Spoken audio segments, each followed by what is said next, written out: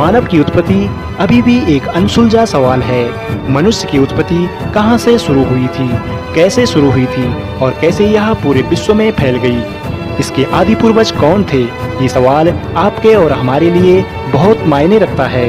अब तक जीव विज्ञान में यही पढ़ा गया है कि हजारों वर्ष पूर्व आधुनिक मानव जैसा नहीं था।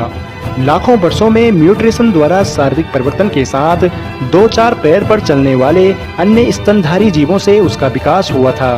यूरोप के वैज्ञानिक मानते हैं कि पहला मनुष्य मात्र 3000 वर्ष पहले हुआ करता था। मनुष्य की पहले की प्रजाति को होमो हेबिलिस कहते हैं। पहले के मनुष्य की प्रजाति और नाम अलग अलग हैं। दुनिया का सबसे पहला इंसान यानी जो बंदरों जैसे दिखने वाली प्रजाति से संबंध रखता है, ऑस्ट्रेलोपिथेकस, जो कि बंदरों जैसे ही दिखता था और बहुत ही झुककर चला करता था। होमो हेबिलिस, होमो इरेक्टस, होमो निएंडरथल और पांचवा यानी आज का मनुष्य होमो सेपियंस, ये पांचों इंसानों की प्रजाति है। होमो हेबिलिस पेड़ पर रहते थे और वजनी होने के कारण वो एक पेड़ से दूसरे पेड़ पर नहीं जा सकते थे, इसीलिए वह पेड़ों पर झूलते रहते थे और उसी कारण उसने अपने दोनों पैरों पर चलना शुरू किया और इसी तरह इंसान की चलने की क्रिया सबसे पहले पेड़ों पर शुरू हुई। ये मुख्यतः खुराक में शाकाहारी हुआ करते थे। ये फूल, फल, पेड़ों के पत्ते खाकर अपना जीवन व्यतीत करते थे और ये सारी प्रजातियां झुंड में रहती थी। माना जाता है कि होमो हेबिलिस इतने ताकतवर हुआ करते थे कि वे बड़े से बड़े पत्थरों को भी आराम से अकेले उठा लेते थे और ताकतवर होने के साथ साथ वे विशालकाय व वजनी भी हुआ करते थे।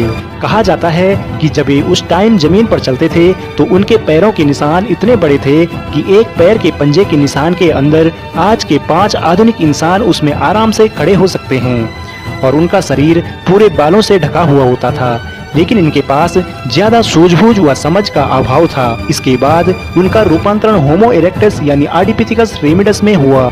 उन्होंने धीरे धीरे जंगल से नीचे जमीन पर चलना शुरू किया और पूर्ण रूप से ये दोनों पैरों पर चल सकते थे। इन्होंने जंगलों में रहते हुए अपनी बस्ती बसाकर छोटे मोटे शिकार करना शुरू किया। जमीन पर रहने के साथ साथ इनको पता चला कि इन पत्थरों का इस्तेमाल करके उनका काम आसान हो सकता था, तो इन्होंने अपने शरीर के लिए पत्थर से नुकीले औजार व हथियार बनाना शुरू किया। इनकी वजह से वह शिकार में भी अपनी कुशलता हासिल कर ली थी। हथियारों को बनाते समय दोनों पत्थरों के टकराने से आग का आविष्कार भी हो गया और समय बीतने के साथ साथ धीरे धीरे अच्छे रहन सहन और खुराक की वजह से उनके दिमाग का साइज भी बढ़ने लग गया था और वे हर चीज को बारीकी से समझने लगे थे। धीरे धीरे पृथ्वी के भूस्खलन और टेक्टोनिक प्लेट के खिसकने की वजह से ज्वालामुखी का स्खलन हुआ और बड़े बड़े पर्वत जैसे माउंट एवरेस्ट जैसे पर्वतों का निर्माण हुआ। पर्वतों की ऊंचाई गगनचुंबी थी, जिसके कारण बहुत से पर्वत हवा में फैले हुए बादलों को टच करने लगे थे और इसी कारण पर्वतों का तापमान भी ठंडा होने लगा।